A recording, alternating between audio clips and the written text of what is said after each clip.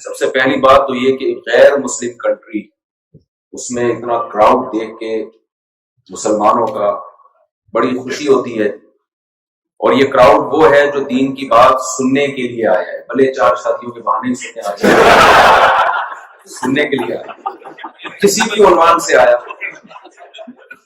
تو خوشی کی بات ہے الحمدللہ۔ ایمان تازہ ہوتا ہے دیکھ کے، جہاں بہت ساری مایوسی کی باتیں ہیں وہاں بہت ساری امید کی باتیں بھی ہیں الحمدللہ۔ یہ اس بات کی علامت ہے کہ جتنے بھی مذاہب دنیا میں آئے ہیں ان میں واحد مذہب اسلام جو زندہ ہے، بھرپور طریقے سے زندہ ہے۔ کیا خاص چیز ہے اسلام میں کہ 1400 سال پہلے محمد صلی اللہ علیہ وسلم جو نہ لکھنا جانتے اور نہ پڑھنا جانتے، ایسا نظام، ایسا سسٹم دے کے چلے گئے کہ 1400 سال کے بعد بھی وہ بھرپور طریقے سے دنیا میں زندہ ہے اور اس میں چینجنگ نہیں ہوئی ہے۔ مسلمان جتنے طریقوں سے نماز پڑھ رہے ہیں نا، رفع الیدین کر رہا ہے، کوئی نہیں کر رہا، کوئی زور سے آمین، کوئی آہستہ آمین، یہ سارے طریقے پیغمبر صلی اللہ علیہ وسلم سے ثابت ہیں، صحابہ سے، تابعین سے۔ یہ سارے طریقے آپ اگر 1400 سال پہلے چلے جائیں تو بھی ملیں گے، آج بھی ملیں گے۔ نماز جیسے جیسے جن جن طریقوں سے پڑھی جا رہی تھی وہ تمام طریقے اللہ نے اس امت میں زندہ کیے ہیں۔ نبی صلی اللہ علیہ وسلم کے دور میں فجر سے پہلے 2 سنتیں پڑھی جاتی تھیں، پھر اس کے بعد 2 رکعت فرض۔ 1400 سال گزر گئے، آج بھی فجر کی نماز میں 2 فرض سے پہلے 2 سنتیں، اور اس کے بعد آپ کو جملہ کمپلیٹ کرنا پڑے گا، اس کے بعد 2 فرض۔ کتنے فرقے بن گئے، یہ ٹانگیں چھوڑی، ٹانگیں پھسلی، زور سے آمین، آہستہ آمین، وہ ایسا وہ ویسا۔ تو بھائی فجر کی نماز جیسے پہلے تھی ویسے ہی اب ہے، کہاں چینجنگ ہوئی؟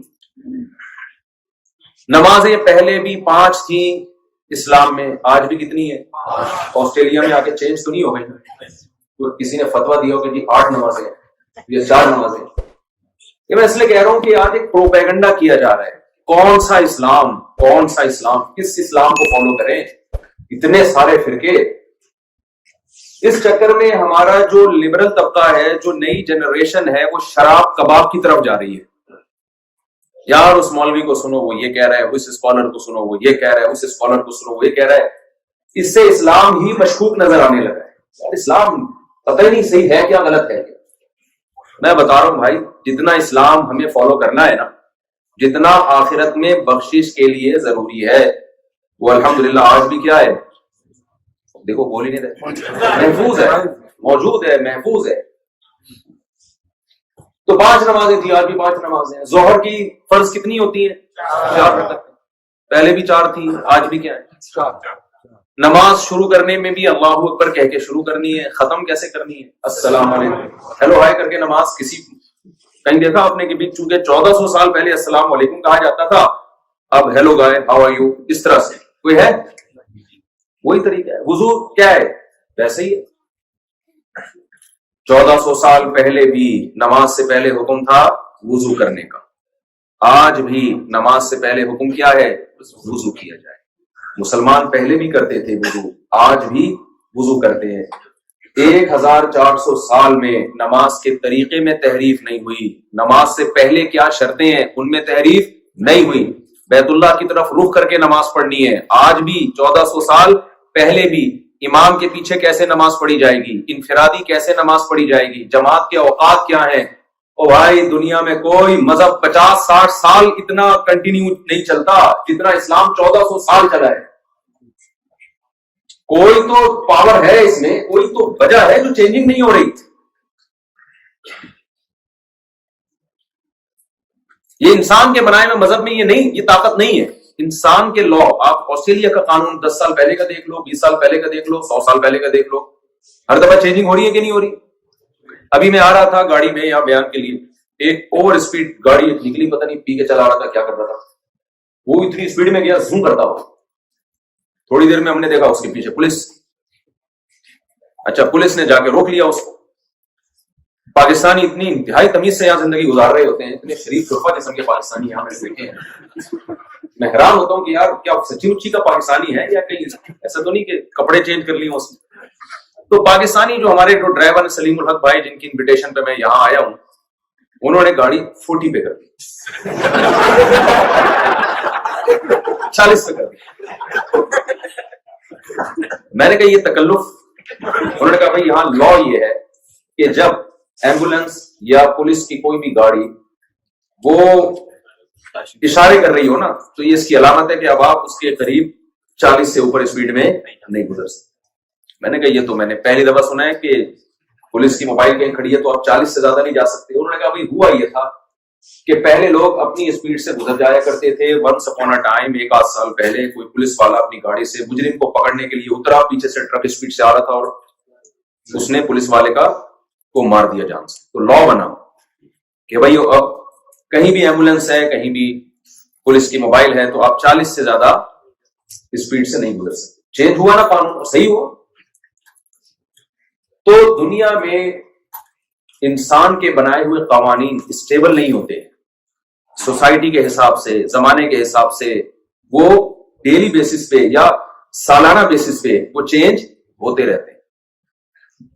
یار یہ کیسا قانون ہے محمد صلی اللہ علیہ وسلم کا. 1400 سال پہلے ایک ایسے اسکالر جن کو میں جو حقیقت میں اسکالر نہیں تھے. اسکالر تو وہ ہوتا ہے یونیورسٹی سے پڑھا ہوا ہو, پھر باقاعدہ اس نے تھیسس لکھے ہوئے ہوں, پھر ڈاکٹر بنا ہو کسی خاص ٹاپک میں, پھر اس کو اسی ٹاپک پہ بولنے کی اجازت ہوتی ہے, ہر ٹاپک پہ اس کو ٹانگ اڑانے کی اجازت نہیں ہوتی. تو لیکن محمد صلی اللہ علیہ وسلم کے بارے میں قرآن کہتا ہے وَمَا تَخُطُّهُ بِيَمِينِكَ, آپ کے دائیں ہاتھ نے ایک لفظ نہیں کبھی لکھا.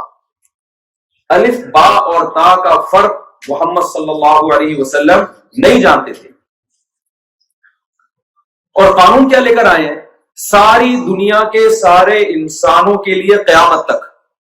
بھائی اس سے بڑا دعویٰ دنیا میں کوئی کر سکتا ہے؟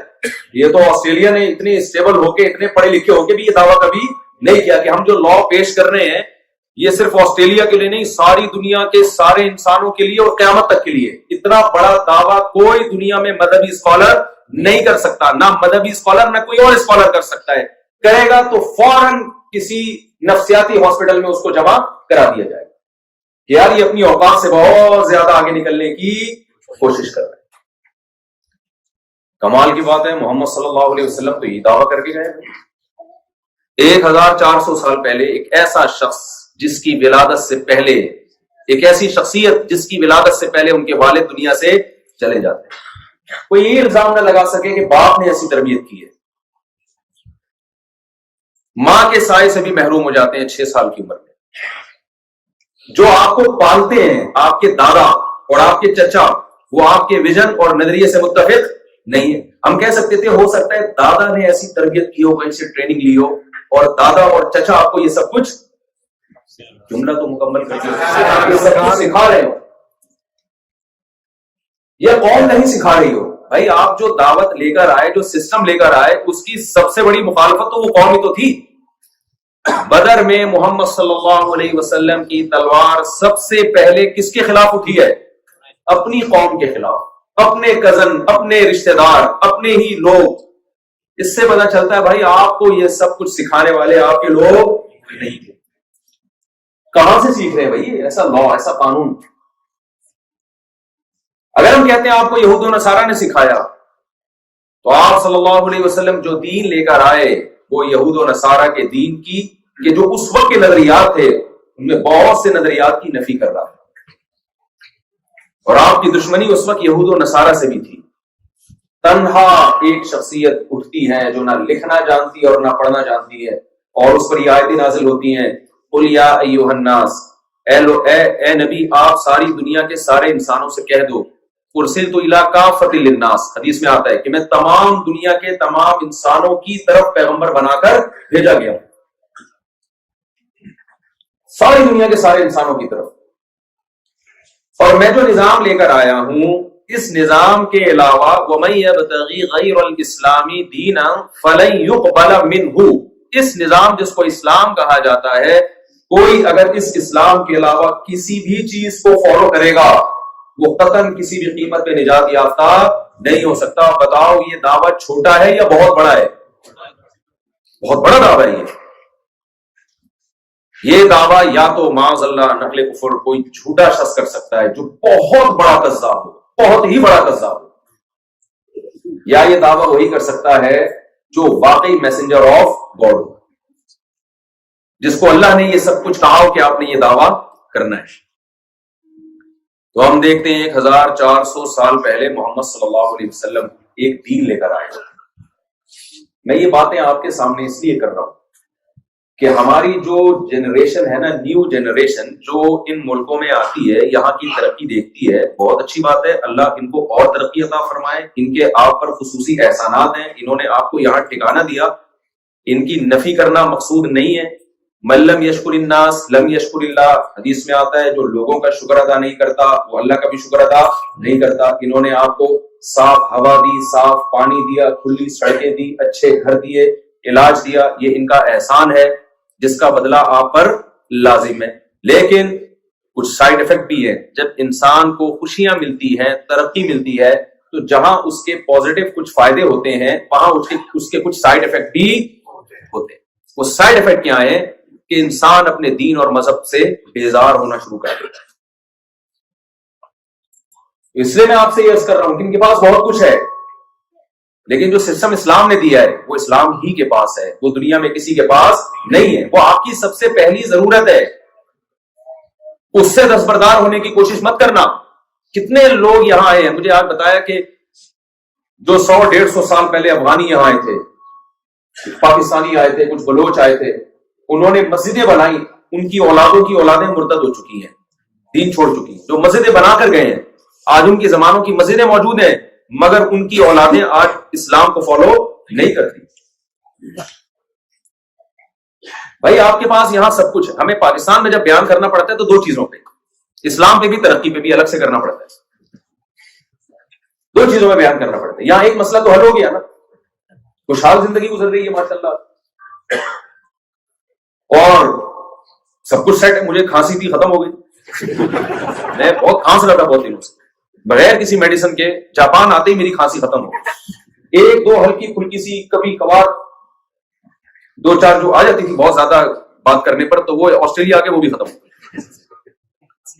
تو نہ آپ یہاں کھانس رہے ہیں، نہ آپ یہاں کوئی بڑی بیماری ہے آپ کو. اتنی کھلی ڈلی سڑکیں، میں تو یہ گوروں کے گھر دیکھ دیکھ کے حیران ہو رہا ہوں کہ یار انہوں نے کیسے وینٹیلیشن کا انتظام ہے، سن لائٹ کا انتظام ہے گھر میں، اور ہر گھر کے باہر کچھ تھوڑا سا چمن ہے، کچھ گارڈن ہے چھوٹا موٹا. لوگ نہیں ہے، باقی سب چیزیں ہیں. کمال کی بات ہے. یہ ایک عجیب سی بات ہے یار، سب کچھ ہے مگر پبلک مارکیٹ سے. ہمارے ہاں کمرہ ایک ہوتا ہے، اس میں پبلک اتنی ہوتی ہے، کھڑکیوں سے نکل نکل کے گر رہے ہیں. اتنے اچھے گھر تو انہوں نے بنا دیے، لیکن گھر کے لیے بندہ بھی تو چاہیے میرے بھائی. وہ خوشیاں آپ کر سکتے ہو یہاں. آپ گھر بھی بناؤ اور اس کو وہ بھی خواتین بیان سن رہی ہیں، وہ آپ بات بھی کر رہی ہیں. بیان خواتین بھی بہت بڑی تعداد میں آئی ہوئی ہیں. خواتین وہ غصہ کریں گے ہم اس لیے آئے، اس کام کے لیے بلایا تھا ہمارے میاں کو خراب کرو. تو میں یہ عرض کر رہا تھا کہ جب میں یہاں سنا نا، اور بھی جگہوں پہ جب ملکوں میں جانا ہو، 100 سال پہلے آئے، ان کی اولادیں کیا ہو گئی؟ مرتد. اس لیے میں آپ کو تھوڑی سی اسلام کی ویلیو بتانا چاہتا ہوں. بھائی جو نعمت ان کے پاس ہے وہ لو ان سے، وہی تو لینے آئے ہو. جو آپ کے پاس ہے اس سے دستبردار مت ہو. آپ کے پاس ایک ڈائمنڈ ہے، ہیرا ہے، آپ وہ دے کے سونے کے سکے لے رہے ہو. بھائی بہت بڑی حماقت اور بہت بڑی بے وقوفی کر رہے ہو. تو میں عرض کر رہا تھا 1400 سال پہلے محمد صلی اللہ علیہ وسلم ایک پیغام لے کر آئے. دیکھیں ہمیں ضرورت ہے انسان کو نا زندگی گزارنے کے لیے بہت ساری چیزوں میں گائیڈنس چاہیے. وہ گائیڈنس انسانوں کے پاس نہیں ہے. مثال کے طور پر ہمارا اپنے بنانے والے سے کیا تعلق ہونا چاہیے، بنانے والا ہے بھی یا نہیں ہے، اس نے ہمیں کیوں پیدا کیا، پھر وہ ہم سے کیا چاہتا ہے، اس کے کیا حقوق ہیں، اس کو عبادات کہا جاتا ہے. اسلام کے علاوہ کسی کے پاس ہیں ان باتوں کے جوابات؟ بولو نا. پھر آپس کے معاملات میں بہت سارے معاملات آتے ہیں، آپس کے لین دین. خرید و فروخت.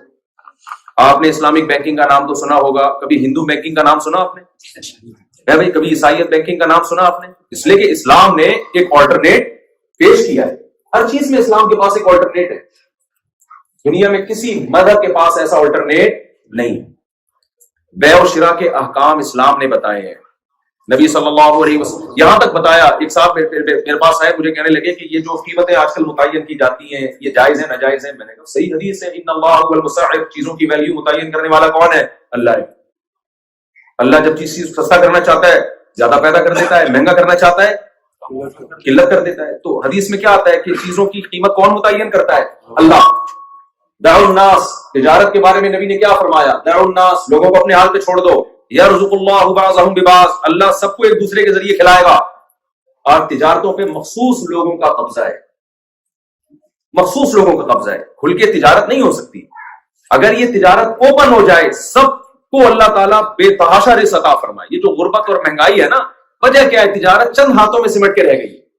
ہر چیز میں ہمیں محمد صلی اللہ علیہ وسلم گائیڈ کر رہے ہیں, جو نہ لکھنا جانتے اور نہ پڑھنا. کراچی میں ایک دفعہ میرا 20 سال پہلے بیان ہوا, اسلام نے جو تجارت کا جو اصول بتائے ہیں.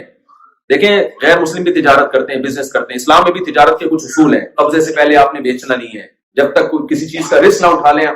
زمان جو ہے نا رسک ٹرانسفر نہ, اس وقت سے پہلے آپ پروفٹ نہیں لے سکتے. سود اسلام نے حرام قرار دیا, قمار کو اسلام نے حرام قرار دیا, غرر کو اسلام نے, یہ بہت ساری قسمیں خرید و فروخت کی. تو اس سے معیشت میں اعتدال کیسے پیدا ہوتا ہے, اس پر میرا 1 گھنٹے کا لیکچر تھا. ایک آغا خانی جو ایک غیر مسلم نے وہ لیکچر سنا میرا, کہیں کسی نے آڈیو, اس وقت میرے آڈیو بیان ہوتے تھے, وہ سن کے اچھل گیا. اس نے بولا یار یہ 1400 سال پہلے یہ کون ہے جس نے یہ اصول اور ضابطے خرید و فروخت کے بیان کیے جو آج پڑھی لکھی دنیا بھی اتنے خوبصورت اصول نہیں بتا سکتی. تو میں نے اس سے کہا اس کو بول دینا بھائی, وہ سمجھا تھا میں بیان کر رہا ہوں, یہ ان کا کمال ہے. میں نے کہا بھائی ہمارا کمال نہیں ہے, یہ 1400 سال پہلے. اس کا سوال یہ نہیں تھا کہ 1400 سال پہلے, سوری میں نے غلط کہا. اس نے کہا یار یہ تو بڑا بہترین اصول معیشت کے انہوں نے بیان کیا. میں نے کہا بھائی ان کو بول رہی میں نے نہیں, یہ 1400 سال پہلے کس نے بیان کیے؟ محمد صلی اللہ علیہ وسلم نے. اور اگر کوئی محمد صلی اللہ علیہ وسلم سے پوچھے کہ آپ نے 1400 سال پہلے اتنے خوبصورت اصول کیسے بیان کر دیے, کون سکھا کے جا رہا ہے آپ کو؟ تو نبی کے پاس اس کا آسان جواب کیا تھا, بھائی میں بیان نہیں کر رہا, میں میسنجر آف گاڈ ہوں. میسنجر کے پاس پیغام ہوتا ہے جو لوگوں کے سامنے پیش کر دیتا ہے, اس کی اپنی رائے کا اس میسج میں کوئی عمل دخل نہیں ہوتا. تو آپ اپنے ایمان کو مضبوط کریں. اسلام انسانوں کا بنایا ہوا مذہب نہیں ہے, میرا اور آپ کا نہیں ہے. دیکھو محمد صلی اللہ علیہ وسلم, اگر دنیا میں جہاں بھی جنگیں ہوتی ہیں, جب بھی کوئی شخص لیڈر بن کے کھڑا ہوتا ہے تو اپنی قوم کو حقوق دلانے کے لیے ہوتا ہے یا کسی اور کام کے لیے ہوتا ہے؟ بتائیں نا. ابھی طبیعت پر آنا پڑتا ہے, کیا کروں؟ آسٹریلیا میں ابھی طبیعت اچھا نہیں لگ رہا مجھے, لیکن کیا کریں. دیکھو مجھے ایک بات بتاؤ, جتنے سیاسی لیڈر ہیں سارے اپنی قوم کے لیے کی بات کر رہے ہوتے ہیں. اس میں ملک بھی آتا ہے. مثال کے طور پر پاکستان میں کوئی سیاسی لیڈر کھڑا ہو ووٹ لینے کے لیے تو کیا کہیں گے؟ میں اپنی قوم کو, اپنے کنٹری کو ترقی دینا چاہتا ہوں.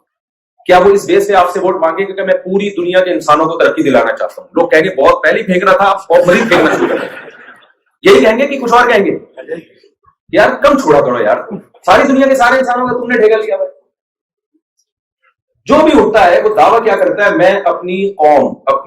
اچھا, پھر جو سیاسی لیڈر ہوتے ہیں بہت سے ان میں قوم پرست ہوتے ہیں, کہتے ہیں میں مہاجر قوم کو حقوق دلانا چاہتا ہوں, میں پشتون کو حقوق دلانا چاہتا ہوں, میں بلوچوں کو حقوق دلانا چاہتا ہوں, میں سندھیوں کو حقوق دلانا چاہتا ہوں, میں سرائکیوں کو حقوق. ہر شخص, جو بھی شخص لیڈر بن کے اٹھتا ہے وہ اسپیسیفک کسی خاص قوم کا لیڈر بن کے اٹھتا ہے اپنی قوم کو حقوق دلانے کے لیے. اس کا دائرہ وسیع کرتے چلے جائیں گے تو زیادہ زیادہ وہ دعویٰ کرے گا اپنے کنٹری کو. لیکن محمد صلی اللہ علیہ وسلم جب اٹھے ہیں دعوت لے کر تو سب سے پہلے آپ نے اپنی قوم کی نفی کی ہے. آپ نے یہ دعویٰ نہیں کیا کہ میں عربوں کو دنیا میں مقام دلانے کے لیے کھڑا ہوں. نہ, اگر یہ بات ہوتی تو محمد صلی اللہ علیہ وسلم کی تلوار سب سے پہلے عربوں کے خلاف نہ چلتی.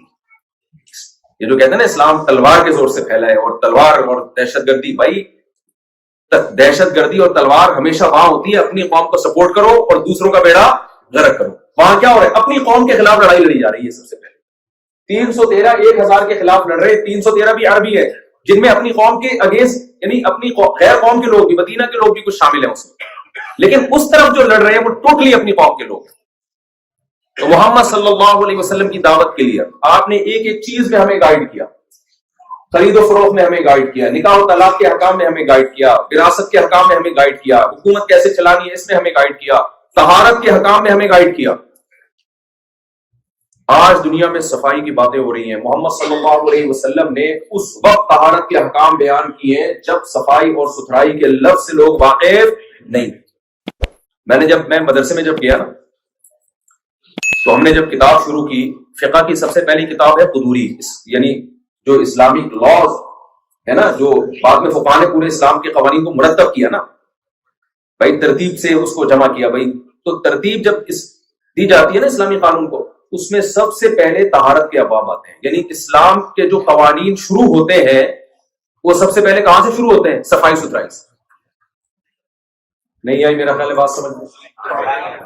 دنیا میں کوئی وکیل کو کہے کہ یار اس ملک کا قانون میرے سامنے لا کے رکھو, قانون کی کتابیں, تو آپ کا کیا خیال ہے صفائی سے شروع ہوگی؟ وہ ہے بھائی, صفائی بھی کوئی چیپٹر ہوگا اس میں کہ کوئی کچرا پھینکے تو اس پہ یہ جرمانہ ہوگا, کہیں صفحہ نمبر 356 پہ جا کے کوئی چیز ہوگی.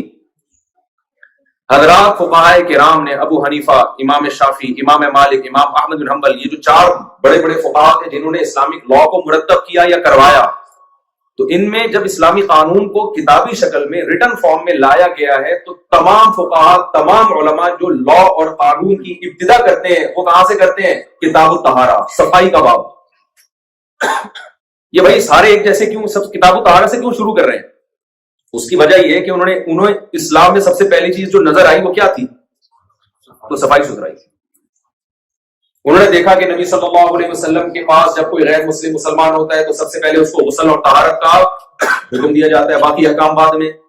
انہوں نے دیکھا کہ قرآن مجید کی آیات میں جو سب سے پہلی آیت نازل ہوئی اقرا, آپ پڑھیے, اور پھر حکم دیا جا رہا ہے وثیابک فطہر, اپنے کپڑوں کو پاک اور صاف رکھیے. تو حضرات فقہاء نے دیکھا کہ جہاں بھی غیر مسلم اسلام میں داخل ہو رہا ہے یا اسلام کے احکام کو ہم فالو کرنا شروع کر رہے ہیں تو سب سے پہلا جو حکم ہماری طرف متوجہ ہوتا ہے وہ کیا ہے؟ طہارت. یار یہ سینس 1400 سال پہلے ایک ایسی شخصیت جو نہ لکھنا جانتی ہے اور نہ پڑھنا جانتی ہے, ایک پسماندہ علاقے میں پیدا ہوئی جن کا تعلیم اور تہذیب اور تمدن سے دور دور کا بھی کوئی واسطہ نہیں. اس سے پتہ چلتا ہے بھائی یہ آپ کا پیغام نہیں ہے, یہ کس کا پیغام ہے؟ میسنجر آف گاڈ ہے, یہ خدا کا پیغام.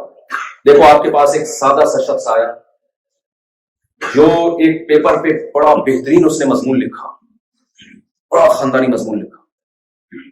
آپ نے مضمون پڑھا, آپ نے دیکھا کیا رائٹنگ بھی بڑی خوبصورت ہے اور بڑے القاب اور آداب کے ساتھ ایک بڑی تمیز سے اس نے ایک ٹاپک پہ کلام کیا ہے. تو لیکن آپ نے اس کا ڈریس دیکھا کہ بھائی یہ کوئی یونیورسٹی کا پروفیسر تو نہیں لگ رہا, ڈریس سے عام سادہ سا ڈریس ہے. آپ نے دیکھا کہ یار شاید کوئی بڑا پروفیسر اور ڈگریاں پوچھی تو کوئی ڈگری بھی اس کے پاس نہیں, انکوائری کے پتہ چلا بھائی یہ تو گاؤں کا رہنے والا ہے.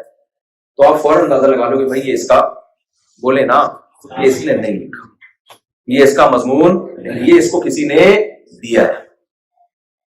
یہی بات ہے محمد صلی اللہ علیہ وسلم کی جو تعلیمات ہے نا, ان تعلیمات کو دیکھ کے صاف پتہ چل جاتا ہے اسلام محمد صلی اللہ علیہ وسلم کا بنایا ہوا نہیں ہے, یہ کسی اور کا ہے. کون تھا بھائی اس زمانے میں؟ جو تھا تو وہی آ جاتا نا, کیا خیال ہے بھائی؟ وہ خود ہی دعویٰ کر دیتا نبوت کا. تو سب سے پہلے طہارت. اور آج کی صفائی میں اور 1400 سال پرانی جو نبی نے صفائی کا نظام پیش کیا, آپ دونوں کو کمپیئر کریں گے نا تو وہ 1400 سال والا سسٹم آج سے کروڑا گنا بہتر نظر آئے گا آپ کو. میں کمپیئر کرتا ہوں, آج جو دنیا صفائی کی باتیں کر رہی ہے تو 100 سال پہلے تو صفائی تھی نہیں. 100 سال پہلے ترقی یافتہ ملکوں کو آپ جا کے دیکھیں نا تو صفائی کے علاوہ سب کچھ ملے گا. اب میں زیادہ اس کی گہرائی میں نہیں جاتا. دنیا نے جب تعلیم آئی, دنیا کے پاس ایجوکیشن آئی, ترقی آئی, تو ترقی یافتہ ملکوں نے اپنے ملکوں کو صاف کرنا شروع کیا, لوگوں کو اویئر کیا بھائی صاف رہا کرو, جراثیم پھیلتے ہیں, ہاتھ واش کرو وغیرہ وغیرہ, جو بھی صفائی ستھرائی کے معیار ہے پوری دنیا میں چل رہے ہیں آج کل. یہ کرو, چھینکو نہیں کسی کے منہ پہ جا کے, تھوکو نہیں کسی کے منہ پہ جا کے. ہم لوگ جب کرونا کے دنوں میں نا ایک دوسرے پہ منہ وہ کہہ رہے تھے 120 بار کرو, 6 فٹ کا فاصلہ رکھو. اور پاکستان میں جو خاص طور پہ میں تو چونکہ مولانا آدمی ہوں, ہر آدمی مجھ سے ملنے کے لیے تو ہر آدمی منہ پہ آ کے چھینک رہا ہوتا ہے. چھینک آ رہی تھی ادھر آ کے چھینکتے تھے منہ کے. ہمارے صبر کا امتحان لیا لوگوں نے. ہمیں بھی کورونا ہوا, پھر کووڈ ہوا, بٹ بچ گئے, اللہ کا فضل ہو گیا, ورنہ قوم کا ارادہ یہ تھا کہ اس کو مارنا ہے. تو کوئی ایس او پیز نہیں, کوئی صفائی ستھرائی کا نظام اب خراب ہو گیا سارا. تو آپ اگر اسلام کے طہارت کے نظام کو کمپیئر کریں آج کے نظام سے, تو اسلام اس میں بھی کیا ہے, جو محمد صلی اللہ علیہ وسلم نے نظام پیش کیا نا, وہ آج بھی کیا ہے.